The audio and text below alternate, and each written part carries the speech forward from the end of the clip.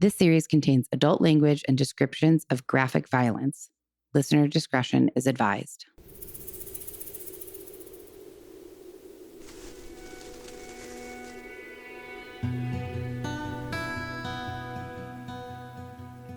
Hello, testing. Hello. Yeah, that sounds good. Hello. It's been a minute. Actually, it hasn't been a minute since we've done this. It's just that we had a technical issue, so it's been a minute since anyone not on Patreon has heard you. Oh, well, hi, guys. So welcome back to Death by Southwest, the podcast where each week I share a different grisly murder story unique to the American Southwest, while my sister and co-host tries to piece together the clues and unravel the mystery behind each of these heinous crimes. I'm your host, Margot. And I'm Jenna. So today we are heading to Santa Clara, Utah, where a bitter custody battle takes a left turn and leads to a troubling disappearance.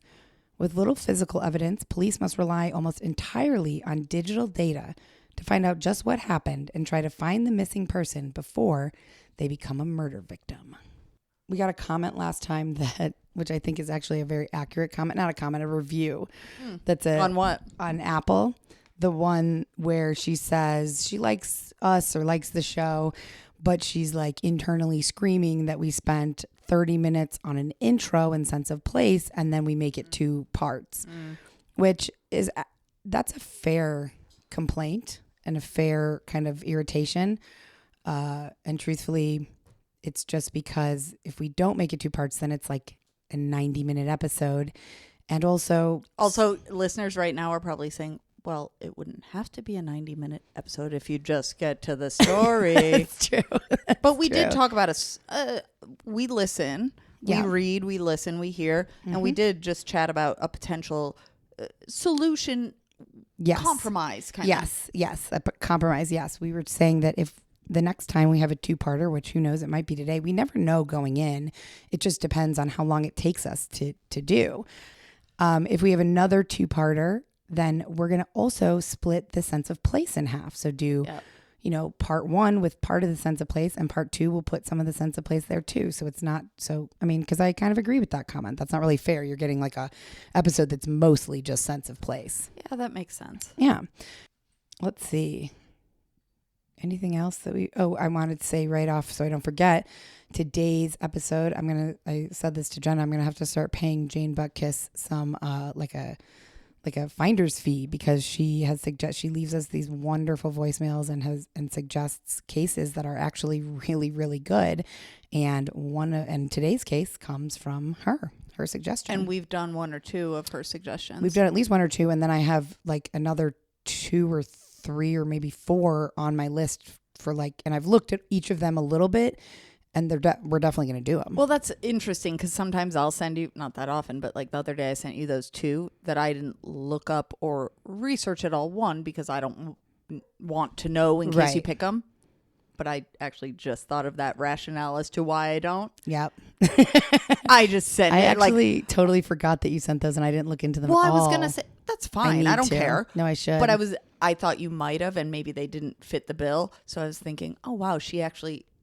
Which it sounds like either which way, she does put in time and effort. She does. To really make sure they're Southwest and kind of would work. And she even said in her message that she left it maybe last week. I just finally caught up on voicemails today.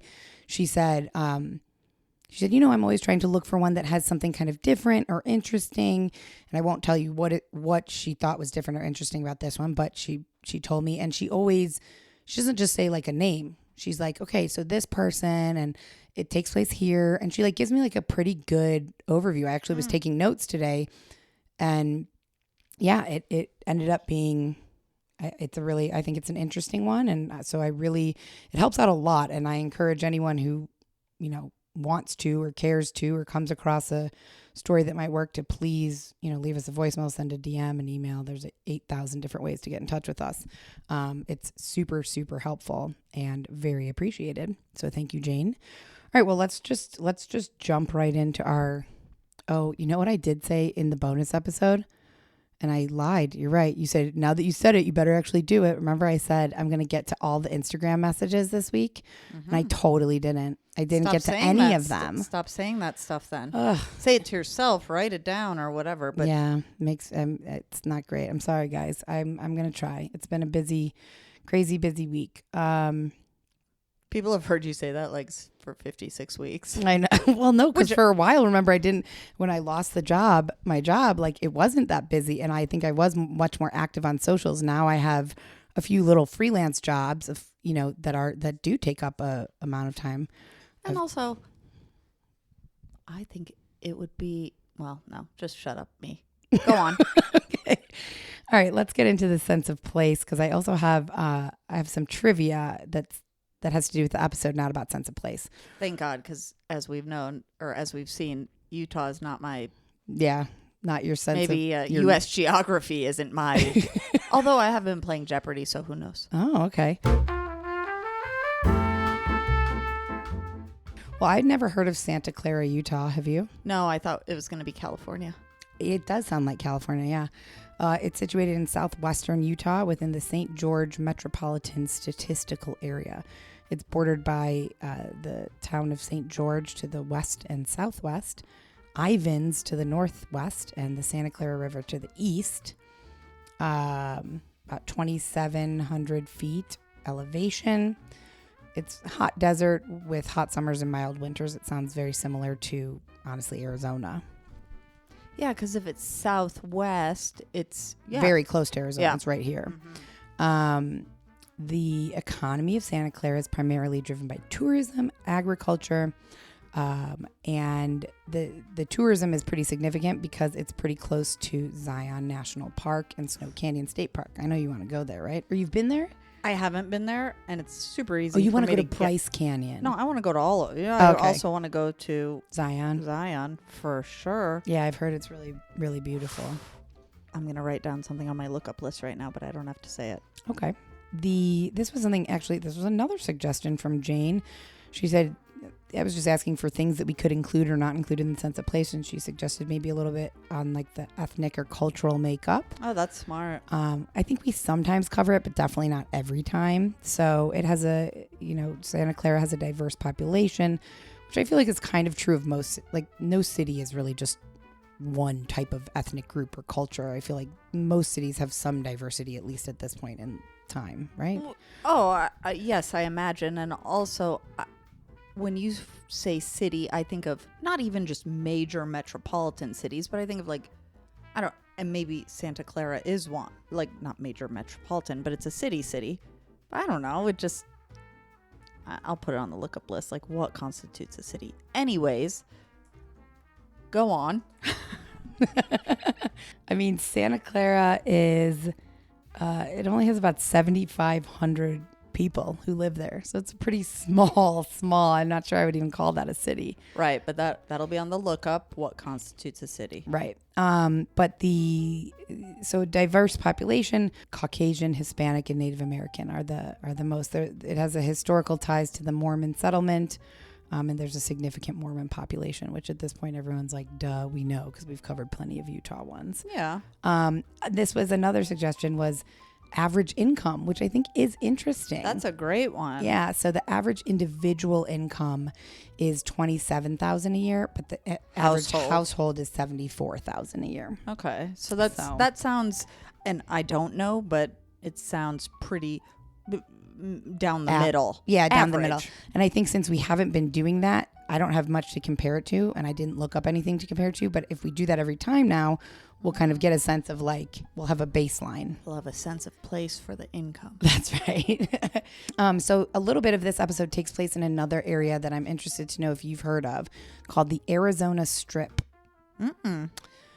So it's a portion of Arizona that is north of the Colorado River and extends to the borders of Utah and Nevada. And it's characterized by being completely isolated with almost no major highways. It's one of the most remote regions in the entire U.S. But it's part of Arizona? Mm-hmm. How big? What's the area of the Arizona Strip? So the Arizona Strip is 7,800 square miles. Oh. So it's pretty big. Wow. And it's the land area is larger than the state of Massachusetts. But it only has around fewer than 10,000 people living in that whole entire giant area. It's really not, it's not a place where people live. It's pretty much just like empty desert. Do you know it's part of it's Mojave County and northwestern Coconino County? Mm-hmm. So, okay, so I'm interested to know what's the significance of this to... Our story? Or just, Utah. Can't tell you Okay, yet. got it. Okay, but this is interesting. Mm-hmm. So before you ever brought up the Arizona Strip, Mm-hmm. you brought up Zion National Park. We were talking about Utah, Santa Yep. Clara. Right. And part of where I want to go, and I couldn't remember, is it in Utah? Is it in Arizona? Is it part of Zion or Bryce? Or where is the Vermilion, like the wave? It's called the wave. I'll show you a picture. It's like this. Oh, okay. Cool. So I had written this down. You can see I'm not lying. And then I had just looked up the Arizona Strip. Mm-hmm. That's part of it? The Wave, Arizona, a sandstone formation in the Arizona Strip. Whoa. That is interesting. I really want to go there. We should go there. It looks, I watched some things about this story today, and it looks... Not nice. No, it just looks harsh. It looks like harsh desert, and a lot of it. Yeah. A lot of it. That's about all I have on the Arizona. I mean, I do have more, but I don't think we really need to spend that much time. The story doesn't take much place there, just a little bit.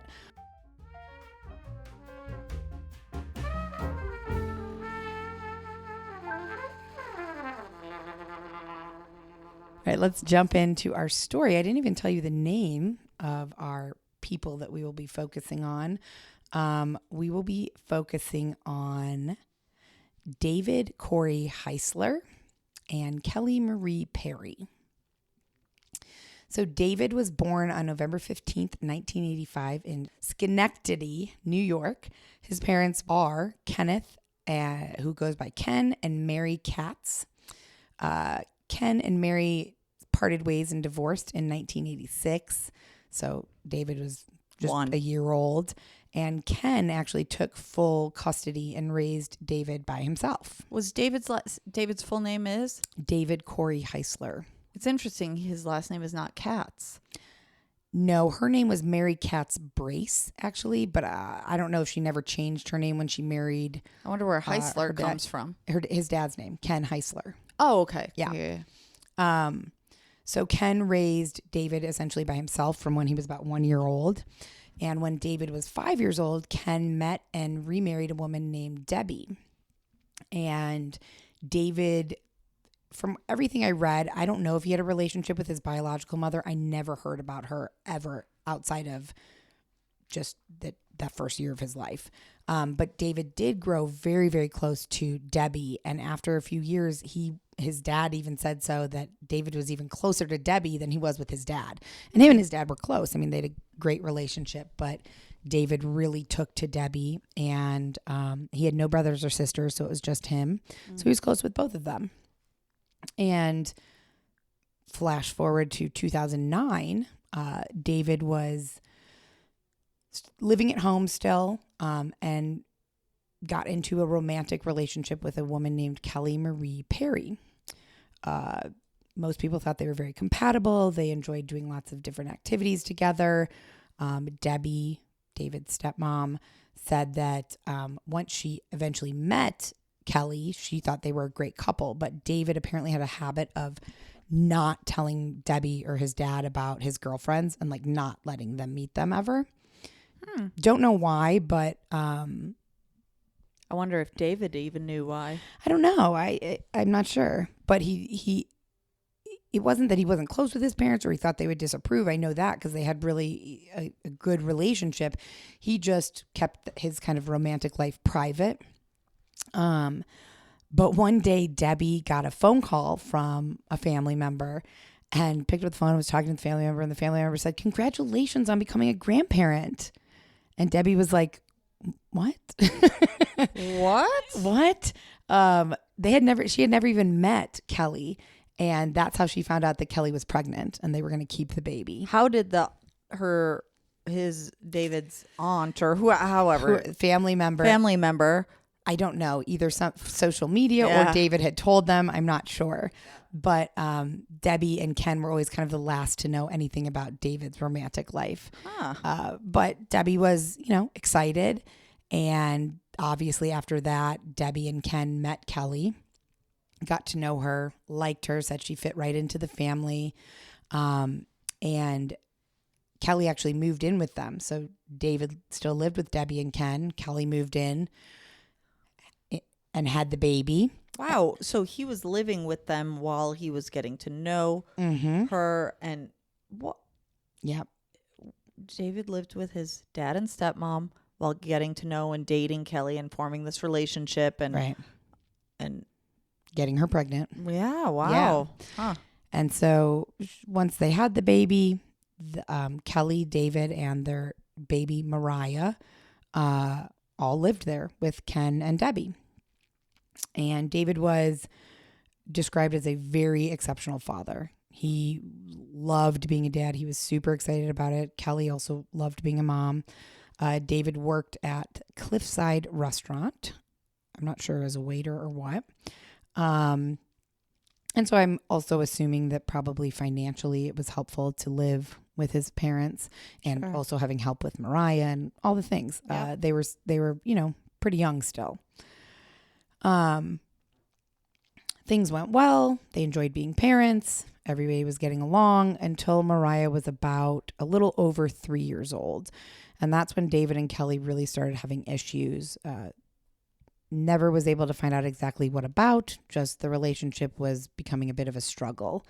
And soon after, they were having troubles, they were having problems, they were fighting, and Kelly decided to move out. It was uncomfortable being in such close quarters with David, his parents, and their child. So Kelly moved out and moved in with two other people, a man named Frank McCard and a woman named Tammy Renee Freeman. Frank was 55 and I think Frank was 54 and Tammy was 55, something like that. And Tammy had a home in Washington City, Utah. No idea how they met. No idea how they got in touch with each other. But weird, because that's a big age difference. And Tammy and Frank were not together. They were not dating. Well, maybe it's just a roommate situation where people are open. Like sometimes maybe that's better to not have like the same, if you're just going to live with someone random, to not have the same age range. True. So then that's it's true. Like you don't feel obligated to like become their best friend. And you're just cordial and nice and roommates and you do your own thing and there's no expectations other than pay your rent, keep your shit clean, whatever. Right. Yeah. That's a good point. Although it could be something totally different, but who knows? Yeah. And that's how it stayed. She stayed, moved out for a while. And Mariah was still with David? Yes, still with David, yeah. And I'm guessing Kelly, but, visited and all the things, yeah. Presumably. On June 27th, 2016, David's dad, Ken, got home from work around 2:30 in the afternoon. And he noticed that David wasn't home and neither was his car, which was weird because he knew David wasn't working that day. And usually when David wasn't working, he was home. He was playing video games, doing things around the house. He wasn't like, on his days off, he liked to relax at the house. Yeah, he wasn't like a social butterfly, perhaps, who was like having all these activities outside the home. So he tried calling David. David didn't answer. And then as he was like, okay, fine, he walked through the house and he started noticing that some things were missing from the house. An iPad, a jewelry box. And he was super confused about it. So he also called his wife, Debbie, and said, your jewelry box is missing. David's not here. His car's not here. His iPad's not here. This is weird. What do you think I should do? And she said, well, call the police. Maybe we've been robbed. Oh, okay. And maybe it just happens. Like maybe she wasn't thinking, David robbed us, but it just, well, who knows? Right. I'll let you go. So according to Ken, the last time he saw David was 9:15 the night before when he said, good night, I'm going to bed. Ken got up for work at 3:30 that morning. He walked into the garage. He saw his wife's car. He saw David's dark-colored 2002 Saturn. And then when he got home at 2:30 that afternoon, David wasn't there. Wait, the car was there? No. The car was there when he left Oh, for okay. work. Thank you. Okay. But when he got home, car was gone, David was gone, things were gone out of the house. And he also noticed that it looked like someone had tracked some sand into the house. So that was around 2:30. He noticed this, talked to Debbie. And then right around 4, the police showed up. Just after 4 p.m., we had received a 911 call, a possible residential burglary. Then he noticed his son was missing. I came home from work. I left at 3:30 this morning to go to work. I come home. I noticed that my wife's stuff was missing. My iPad was missing. And I checked the front door. Still has a deadbolt on it. My wife keeps all of this stuff. Rings, necklaces. It's all just right there on the corner. Yeah. Tell me what you think happened. When I saw the stuff missing, I thought maybe the boy took it to the pawn shop. And You then I thought saw- David might have? Yeah. Get some extra money. Have you thought of any special places he likes to hang out? When he does take off, he's going to Vegas. Okay. He's only gone for like 2-3 days. I have a couple questions or thoughts. One, and I understand this might need to be cut if you're not going to post that video, but like, who's the bro behind his dad, David's dad, in the swimmy? I don't know. Okay. 2, it makes me think something, and I'm not sure what, that his dad, one of his first thoughts, and I'm not saying it's a crazy thought, but was that maybe David took his wife's jewelry, his dad's wife's jewelry, to pawn. Yeah, it was interesting to me that he didn't seem that upset about it. It was kind of like a normal thing. Like, well, I thought maybe he pawned it to go to Vegas, which apparently was not uncommon. Like David would, I don't think that he often, from what I gather, he didn't often steal things like from his dad or from Debbie or anything. But, sometimes he wanted to go to Vegas and gamble, and he'd like find some things that people, he wasn't using, his dad wasn't using, pawn them and go to Vegas for a day or two. And that was kind of normal. I think his dad seemed extra calm about the fact that his wife, Debbie's jewelry was missing, but, fine. Don't miss what happens next in today's episode. We'll be right back after a short message from our sponsors.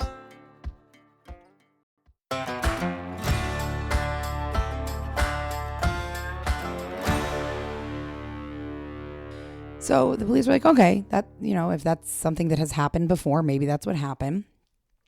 But then the police went to look around in David's room. And the first thing they noticed when they walked in was that the TV was on and a video game was on pause. So it was almost like David had been playing a video game, hit pause to go get the phone or go get a snack or something. And it just was still on. Which, if he went to Vegas, you would think, okay, maybe turn the TV off. Maybe not, but Sure, but it is a bit odd. Yeah. And then they found David's wallet and ID. Well, he can't go to Vegas without that. Exactly. And the wallet was empty, even though David had recently been paid that week. And usually when he was paid, he'd cash his check and keep the cash in his wallet. Wallet was empty, and it was there. Like, that's odd. It's more than odd. If he was going to Vegas. Well, it's odd, period, that he's not in the home without a wallet. Unless, like, once in a blue moon, I know people can leave the home, especially men, I think, because they don't have tend to not have a purse or a bag. A purse. Right. And they can forget their wallet, but then they'll be right back. Right. Right? Like, it's interesting. Where is he going without his ID or wallet? Right. So now it makes me think, at first I was like, oh, David. Now I'm thinking, oh, Kelly. Okay. Well, Kelly's not living there anymore, though. That doesn't matter to me. Okay. And then the final thing that they found that actually kind of put them, they were concerned at this point, like, well, why is it? His dad, I guess, hadn't gone in his room and looked. So the police are the ones who found this. They found David didn't have like a collection of shoes. He had a couple pairs of shoes and that was it. Those were the only shoes he had. All of them were there. all of his shoes, and his dad confirmed that, like, that those are all of his shoes. So what's he wearing on his feet? No shoes. Clearly. Yeah, go on. Or, I mean, what? He went out barefoot and bought new ones? Oh, no, I was thinking more like if he's been abducted, kidnapped, harassed. Oh, okay. He has no shoes, or they put special shoes on him. I don't know. Special shoes, maybe. I don't know if it's like a cult situation. I'm not sure. Interesting thought. Yeah. Well. So the next day, when David still hadn't returned home, police filed a missing persons report. And Debbie also started posting on Facebook that David was missing. Please help us find him. Later that day, Ken found some blood in the kitchen and garage that no one had noticed before. It was pretty minor, but there was some blood. Well, he called the investigators back, and the investigators examined the blood, and the blood spatter in the kitchen was very fine, like someone had like misted some blood on the wall, like a misting of blood. And the blood in the garage was droplets, like actual, like, you know, circular droplets, indicating that it fell straight off of something, a wound or whatever. So now police are a little worried. Ken and Debbie are a little worried. And so they decided, all right, well, we're not just going to treat this as a missing person. This seems like this could be more than a missing person. So let's try and figure out when David's car, when he left, because Ken saw the car at 3:30 in the morning when he was going to work. Right. So they reviewed, there was no surveillance cameras in the neighborhood, but several neighbors had Ring cameras or whatnot. And so they were able to get surveillance footage from several neighbors and find that David's vehicle left the Heisler home at approximately 4:56 a.m. But maybe no clear view of if David was in the car, driving the car, in the back of the car, whatever. Totally. Yeah. That was the next thing I was going to say. Too blurry to see who was inside the car. So, okay. So now they know when David left. They wanted to see who was the last person he spoke to. So Ken gave the police all of the phone records because they were on the same phone plan. So Ken had access to David's kind of call history, text history. You know, you can't see what the text messages say, but you can see who and how many times he was texting. And I believe, and I could be wrong, I think, most wireless providers, they won't show you, maybe all wireless providers won't show you the content of the text, but here we're speaking about a digital footprint. Yes. Okay. Yep. But they couldn't see what the text said. They could just see, you know, how many. The day, the time. Exactly. Yeah. So the last person that David had exchanged text messages with was Kelly at 3:30 in the morning, with the final text being sent at 3:56 a.m. So exactly 1 hour before they saw his car leaving his house. I wonder, and I feel like we've talked about this in a different episode. Mm-hmm. I wonder, can they see, I mean, I guess David was probably at home because then they saw his car leave, but yes. Who knows? But can they see like where Kelly was, like what tower, the closest tower it dinged with a text? I don't think with a text. And with a call. I think with a call, and I think they'd have to look at her data. Right. Okay. Not Got his. it. Okay. So now they know what time his car left his house and who the last person he spoke to was, but now they needed to know what those text messages said. So they reached out to Kelly and went to her home to chat with her. We talked to you for a couple minutes, or so what do you think is kind of going on? I honestly don't know what to think at this point. I'm just flustered over the whole thing. The last time you talked to him was when? The last time I actually talked to him was Monday morning. Okay, what did you guys talk about? He was trying to get me to go to his house and go stay the night with him. He was sending texts to my phone saying that his dad went to work and for me to come over. Can I see those? Yeah, let me... Kelly said the reason why the text messages died off was that she fell asleep. After I got those texts, I woke up and I called him. It rang and then went to voicemail. Of course, I'm going to worry. He's still the father of my kid, you know? Mm-hmm. she needs her dad, you know? So this was that night or early morning that he was trying to get her to come over. That and was then the text out. messages show, yes, like around when his dad left for work, around 3:30. And then what? Not too long after? And then not too long after, and then we see his car leave Right. at 4:56. So Kelly also told police in that initial conversation, they said, well, where were you? Okay, so you obviously didn't go over there. So where were you the rest of the night, morning, day, everything? And she said, I was with my roommate, Tammy, all day. And all night. Yeah. Or Tammy was home, could corroborate the whatever. She said Tammy will vouch for me. Okay. So police laughed, and they felt that Kelly did seem genuinely concerned. But Kelly also mentioned to them in this conversation that it wasn't out of character for David to take off without telling anyone. Before we had Mariah, he took off with a friend of his out of state. Not even his parents knew where he was. And how long was he gone during that trip? He was gone for about 2.5, 3 weeks. And it kind of, well, that's like a That's a long different, time. bigger Yeah. thing, it seems. I don't know what state he went to, but his dad seemed kind of nonchalant in general, maybe, but also about, sometimes he goes to Vegas 2-3 Right. days. Right. Doesn't tell anyone, doesn't call, doesn't text. Right. So, which is weird in itself to me, at least, but 3 weeks seems like a long time. And when the police asked Debbie and Ken about this, they were like, that's absolutely untrue. Like, yes, he's taken off to Vegas for a day or two. He would never leave his daughter for 3 weeks without us knowing where he was. No way. Debbie told the authorities that it was actually Kelly that had been planning to permanently move to Wyoming and take Mariah with her soon after she had moved out of their house, which David was not okay with, didn't want his daughter being moved to another state.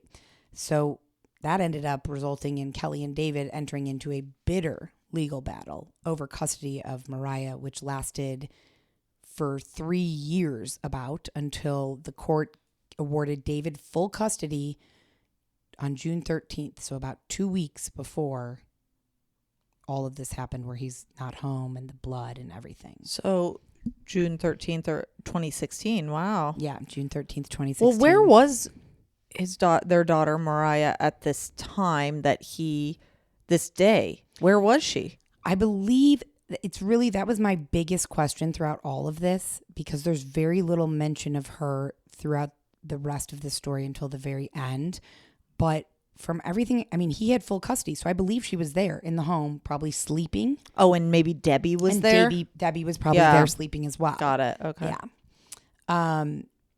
And so he had, 2 weeks prior to all of this, he had just gained full custody after years of battling in court. Mariah was with him, I believe, throughout the whole entire court battle. But, they often award custody to the mother. So he was unsure what was going to happen. Well, and I wonder what were the grounds for awarding him full custody. I would love to know that. But I do know that Debbie had said David was thrilled about getting full custody. He kept, as soon as he found out, he was talking about how he's been saving for his own apartment, all kinds of trips and different things he wanted to do with Mariah. And so Debbie felt very, very adamant that there's no way that 2 weeks after he gets this custody, and he's so thrilled and so excited, and they've kind of been celebrating ever since then, there's no way that he's just going to pick up and leave his daughter. He's been fighting for 3 years, and now he's just going to leave? No way. But police were trying to examine all angles. So the fact that Kelly had said that David had taken off for weeks before, even if it's, true or not true, and then also the fact that Ken, David's dad, said maybe David pawned some of this stuff. The police thought, well, let's check. And I didn't know that this existed, but they logged into something called the Utah Pawn Database, which I guess keeps a record of everything that's pawned in the state. I had no idea that happened. I'm not sure I knew that happened, but I knew that when people pawn things, there had to be, I didn't know it was maybe like statewide, but it goes imagine into some database. Because sometimes people pawn things with the intention of going back to get them. They just need money now. Right. Right. But here's another example of digital footprint. Yeah. which kind of is, I'd imagine, I guess that's a passive one, because if you go pawn something in person, you're not putting anything on the internet, but it's on the internet. Right. And you may have no idea there's a database. I've pawned something before. Yep. I had no idea. So they logged into the Utah pawn database and saw that David had pawned things, but not for many months. It had been many months since he had pawned anything. So between the blood, the fact that he had not pawned anything, and his wallet was an ID were at the house, so there's a very good chance he's not in Vegas. He has no shoes with him. All of this led police to they were really heavily leaning on that he's not just missing. He was taken. He's been abducted. Yes, he's been abducted. Kidnapped? I'm not sure the word. And so they at this point, they're like, we really have to collect every piece of evidence we can, because this isn't just a missing person. I guess when it is, you also want to collect all the evidence you can, but they're thinking there's something sinister. I was just going to say there's something nefarious. Exactly. So the next kind of step in their investigation had to do with David's car. When they had spoken to David's dad, he had mentioned to police that David was still making payments on his car. It was a leased car. And police were hoping this would work in their favor, because apparently most places, when you lease a car, they install trackers on the vehicles as kind of an asset protection measure. Passive digital footprint? Yep, absolutely. And Oh, that's interesting, because I'm not leasing my car, but I'm still making payments. Does that mean there's a... I don't know. But it's interesting to think about and look up. Yes, I would be interested to know. I would imagine there's a difference between a leased car and a car that you put money down on and you're paying it off and then you own it, which is what I did with my car. Mm-hmm. I would imagine. But who knows? Maybe there is a tracker still on my car. I don't know. But luckily for police, David's car did have a tracker. And so police were able to get that data. And they saw that, there was a ping on the 27th when David was at home. And the next ping was at 6:42 a.m. But it wasn't in Utah. It was in Arizona. And the exact location where the tracker pinged was in the Mount Trumbull Loop, which is basically several hundred miles of high desert, and on a road that was generally reserved for ranchers and really no one else. Like, it wasn't a main highway. It wasn't really where people drive. And this is in that Arizona Strip area. So at 6:55 now, about 10 minutes later, there was another ping on that same road. And I listened to one officer talking about seeing these pings, and he said, I didn't understand, why would he drive out there? And he actually said, anyone who goes to the Arizona Strip, I can't understand it. It's a godforsaken wasteland, is what he called it. But this was, the best lead that they had at this point. So whether it was David or someone who had his car, there's something there. There's something there. But that was the last ping. No other pings after 6:55 a.m. But they headed out and they decided to drive, to where these pings were and see what they could find. They were looking for, obviously, the car, but then also any signs of debris indicating a possible car crash, anything that could indicate that David's car was there. They came up with nothing. They didn't find the car. They didn't find any indication of anything, really, just that godforsaken wasteland. All right, that is the end of part 1. If you guys want to find out what happens in the rest of this story, you will have to tune in next week to part 2. If you want to hear the entire episode right now, you can head over to our Patreon. We thank you guys so much for listening, and we will be back next week. Thanks, guys.